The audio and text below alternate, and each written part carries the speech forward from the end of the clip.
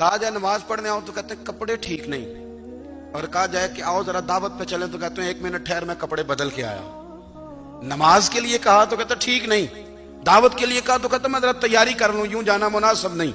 یہ معاملہ ٹھیک نہیں۔ رب تو فرماتا ہے کہ جب تو مسجد میں آ تو زینت اختیار کر کے آ، خوب ذوق سے دعا مانگے، خوب شوق سے نماز پڑھیں، خوب استغفار کا مزاج بنائیں۔ آپ لوگوں کے بیچ رہ کے سکھ حاصل کرنا چاہتے ہیں، لیکن آپ کو پتہ ہے کئی مہینے غار حرا میں رہنا بھی مدینے والے محبوب کا طریقہ ہے۔ مسجد نبوی کے اندر دروازہ کھلتا تھا نبی کریم کا، پر گھر کے اندر نفل پڑے نبی پاک، اور حضور فرماتے ہیں کچھ نفل نماز گھر میں بھی پڑھا کرو، گھر کو قبرستان نہ بناؤ۔ ہمارا گھر اللہ کے ذکر سے آباد ہوگا۔ میں جب سنت پڑھنے کے لیے گھر میں کھڑا ہوتا ہوں تو میرا جو 2.5-3 سال کا بیٹا ہے نا، وہ بھی میرے ساتھ نماز پڑھنی شروع کر دو۔ اسے پتہ کوئی نہیں نماز کیا ہوتی ہے، لیکن وہ بھی نا سجدہ نہ بھی کرنا ہے تو ساتھ لیٹ ضرور جاتا ہے۔